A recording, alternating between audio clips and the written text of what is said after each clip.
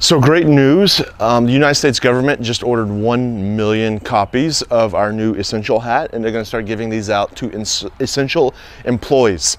I'm totally kidding, that did not happen, but I do love the fact that Paula made me this hat a couple of weeks ago, and it's pretty incredible. And I love that essential is like the new hot word, talking about people who are essential and not essential. And I just want you to know, if you're watching this, you're totally essential. And so I want to say hello to the essential family out there. And I thought this would be a great time just to tell you like how we got our family name, Essential. Really, we got Essential for two reasons. Number one, it's for Christians, those of us who follow Jesus. One of my convictions is that I think here in the South, I think in Huntsville specifically, man, it's like there's a sleeping church. There's a very distracted church. And we want to call people who follow Jesus to focus on what is essential. And we believe that what is essential for Christians is to love God with all that we have and to love our neighbors as ourselves. One of my convictions is that God has given us enough time to do everything He's called us to do, but He's not given us enough time to do everything. Does that make sense? He's given you enough time to love Him and to love others, but He's not given us enough time to do everything. If you imagine a plate that has maybe vegetables on the front, and then we start pouring like candy onto the plate, well, eventually like it would just fill up with all this candy and junk food, and all the vegetables would fall off. And I think for a lot of Christians, that's what we've done.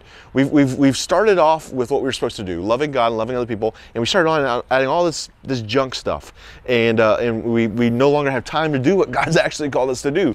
And some of it even seems like good stuff. One of the stories I share is that growing up, there were only, when I was talking to my Christian friends, there's only two things I wanted to talk about. I wanted to talk about politics, and I wanted to talk about when's that rapture coming.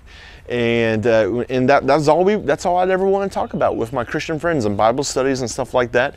And don't get me wrong, there is a place for a Christian to wrestle through politics and what should we do living in our democratic republic. What should a Christian's position be?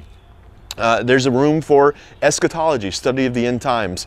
But if those are the only things we're talking about, there's no way we're going to have time to do what God's called us to do, to love Him and to love others. The second reason we called it Essential is for our community who doesn't know Jesus.